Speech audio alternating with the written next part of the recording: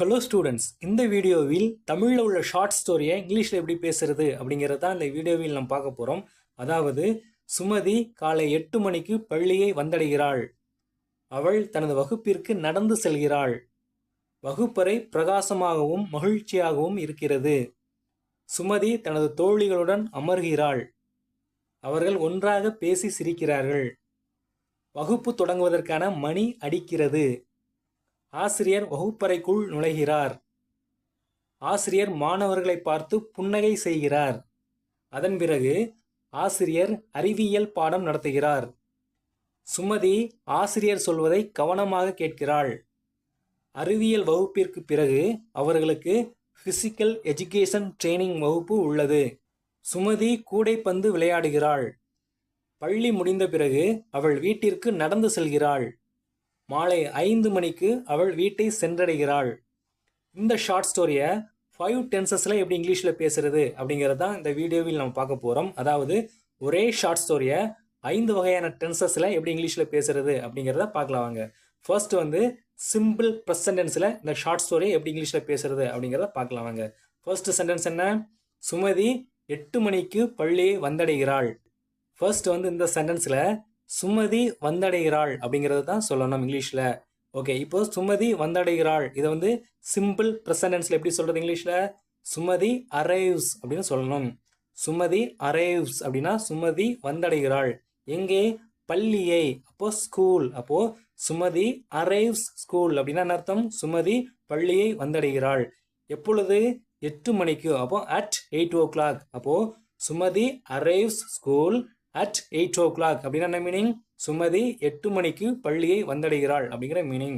Okay, next sentence பாருங்க. அவள் தனது வகுப்பிற்கு நடந்து செல்கிறாள். ஃபர்ஸ்ட் அவள் நடந்து செல்கிறாள். இதை சிம்பிள் ப்ரெசன்ட் டென்ஸ்ல எப்படி சொல்றது இங்கிலீஷ்ல? she walks அப்படின்னு சொல்லணும். she walks அப்படின்னா அவள் நடந்து செல்கிறாள். எங்கே? தனது வகுப்பிற்கு. அப்போ to her class அப்படின்னு சொல்லணும். to her class அப்படின்னா அவளுடைய வகுப்பிற்கு அப்படிங்கிற மீனிங். அப்போ she walks to her class அப்படின்னா என்ன மீனிங்? அவளுடைய வகுப்பிற்கு நடந்து செல்கிறாள் அப்படிங்கிற மீனிங். ஓகே, நெக்ஸ்ட் சென்டென்ஸ் பாருங்க. வகுப்பறை பிரகாசமாகவும் மகிழ்ச்சியாகவும் இருக்கிறது. ஃபர்ஸ்ட் வகுப்பறை இருக்கிறது. இது எப்படி சொல்றது? சிம்பிள் ப்ரெசன்ட் டென்ஸ்ல the classroom is. the classroom is அப்படின்னா வகுப்பறை இருக்கிறது. எப்படி இருக்கிறது? பிரகாசமாகவும் மகிழ்ச்சியாகவும். அப்போ bright and cheerful. bright and cheerful அப்படின்னா பிரகாசமாகவும் மகிழ்ச்சியாகவும் அப்படிங்கிற மீனிங். அப்போ the classroom is bright and cheerful அப்படின்னா வகுப்பறை பிரகாசமாகவும் மகிழ்ச்சியாகவும் இருக்கிறது அப்படிங்கிற மீனிங். நெக்ஸ்ட் சென்டென்ஸ் பாருங்க. சுமதி தனது தோழிகளுடன் அமர்கிறாள். ஃபர்ஸ்ட் சுமதி அமர்கிறாள். இது எப்படி சொல்றது? சுமதி சிட்ஸ் அப்படின்னு சொல்லணும். சுமதி சிட்ஸ் அப்படின்னா சுமதி அமருகிறாள். யாருடன்? தனது தோழிகளுடன். with her friends அப்படின்னு சொல்லணும். with her friends அப்படின்னா என்ன மீனிங்? அவளுடைய தோழிகளுடன் அப்படிங்கிற மீனிங். அப்போ Sumathi sits with her friends அப்படின்னா என்ன மீனிங்? சுமதி அவளுடைய தோழிகளுடன் அமருகிறாள் அப்படிங்கிற மீனிங். ஓகே, நெக்ஸ்ட் சென்டென்ஸ் பாருங்க. அவர்கள் ஒன்றாக பேசி சிரிக்கிறார்கள். ஃபர்ஸ்ட் இதுல 2 சென்டென்சஸ் இருக்கிறது. ஃபர்ஸ்ட் சென்டென்ஸ் அவர்கள் பேசுகிறார்கள். செகண்ட் சென்டென்ஸ் அவர்கள் சிரிக்கிறார்கள். ஓகே, ஃபர்ஸ்ட் அவர்கள் பேசுகிறார்கள். இதை சிம்பிள் ப்ரெசன்ட் டென்ஸ்ல எப்படி சொல்றது இங்கிலீஷ்ல? they talk அப்படின்னு சொல்லணும்.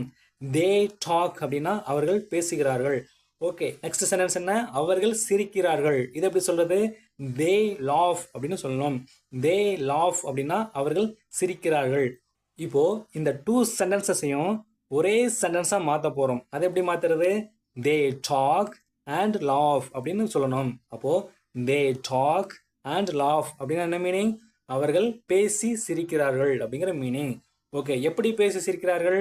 ஒன்றாக, அதாவது எல்லாரும் சேர்ந்து ஒன்றாக பேசி சிரிக்கிறார்கள் அப்படிங்கிற மீனிங். ஒன்றாக அப்படிங்கிறத எப்படி சொல்றது? அனைவரும் சேர்ந்து அப்படிங்கிறத எப்படி சொல்றது? டுகெதர் அப்படின்னு சொல்லணும். அப்போ they talk and laugh together அப்படின்னா என்ன மீனிங்?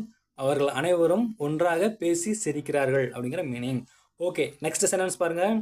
வகுப்பு தொடங்குவதற்கான மணி அடிக்கிறது. ஃபர்ஸ்ட் மணி அடிக்கிறது. இது எப்படி சொல்றது? சிம்பிள் ப்ரெசன்ட் டென்ஸ்ல the bell rings அப்படின்னு சொல்லணும். the bell rings அப்படின்னா மணி அடிக்கிறது. எதற்காக? வகுப்பு தொடங்குவதற்காக. அப்போ to start the class. To start the class அப்படின்னா என்ன மீனிங்? வகுப்பு தொடங்குவதற்கு அப்படிங்கிற மீனிங். அப்போ the bell rings to start the class அப்படின்னா என்ன மீனிங்? வகுப்பு தொடங்குவதற்கான மணி அடிக்கிறது அப்படிங்கிற மீனிங். ஓகே, நெக்ஸ்ட் சென்டென்ஸ் பாருங்க. ஆசிரியர் வகுப்பறைக்குள் நுழைகிறார். ஃபர்ஸ்ட் வந்து ஆசிரியர் நுழைகிறார், இது எப்படி சொல்றது?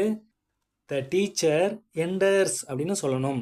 த டீச்சர் என்டர்ஸ் அப்படின்னா என்ன மீனிங்? ஆசிரியர் நுழைகிறார். எதற்குள் நுழைகிறார்? வகுப்பறைக்குள். இந்த இடத்தில் எந்த விதமான ப்ரீபொசிஷனும் நம்ம யூஸ் பண்ணக்கூடாது.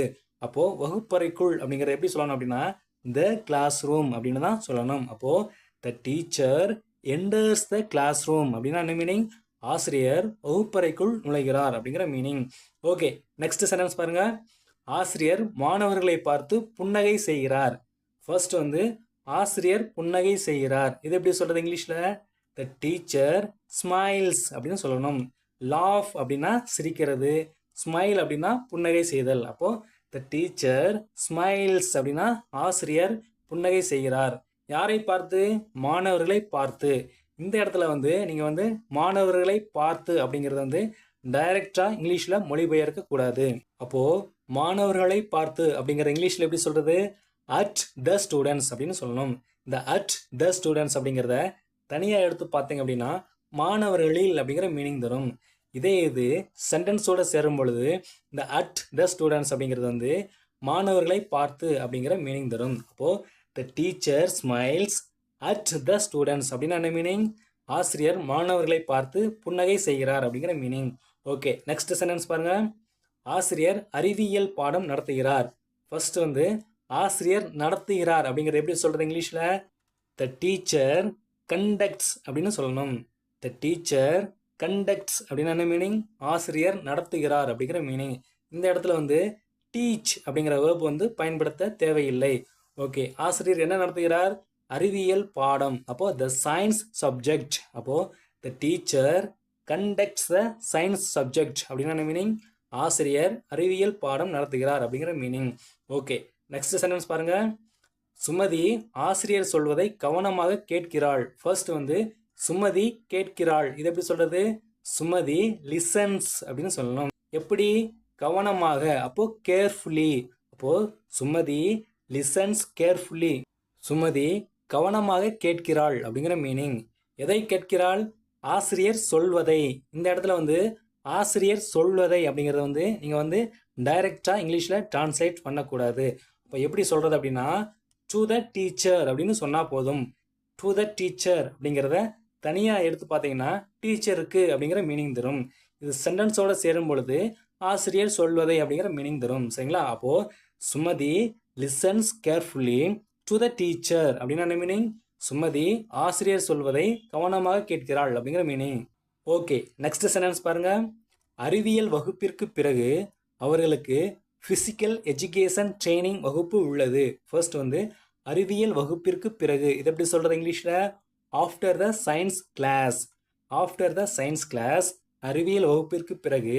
நெக்ஸ்ட் வந்து அவர்களுக்கு பிஇடி வகுப்பு உள்ளது அப்படிங்கிறதுல வந்து ஃபர்ஸ்ட் வந்து அவர்களுக்கு உள்ளது அப்படிங்கிறத இங்கிலீஷ்ல எப்படி சொல்றது?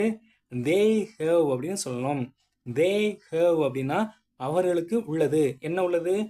பிஇடி வகுப்பு உள்ளது. அப்போ பிஇடி கிளாஸ் அப்படின்னு சொல்லணும். அப்போ after the science they have PET class அப்படின்னு மீனிங்? அறிவியல் வகுப்பிற்கு பிறகு அவர்களுக்கு பிசிக்கல் எஜுகேஷன் ட்ரைனிங் வகுப்பு உள்ளது அப்படிங்கிற மீனிங். ஓகே, நெக்ஸ்ட் சென்டென்ஸ் பாருங்க. சுமதி கூடைப்பந்து விளையாடுகிறாள். ஃபர்ஸ்ட் வந்து சுமதி விளையாடுகிறாள் அப்படிங்கிறத சிம்பிள் ப்ரெசன்ட் டென்ஸ்ல எப்படி சொல்றது? சுமதி பிளேஸ் அப்படின்னு சொல்லணும். சுமதி பிளேஸ் அப்படின்னா சுமதி விளையாடுகிறாள். என்ன விளையாடுகிறாள்? கூடைப்பந்து. அப்போ பேஸ்கெட் பால்.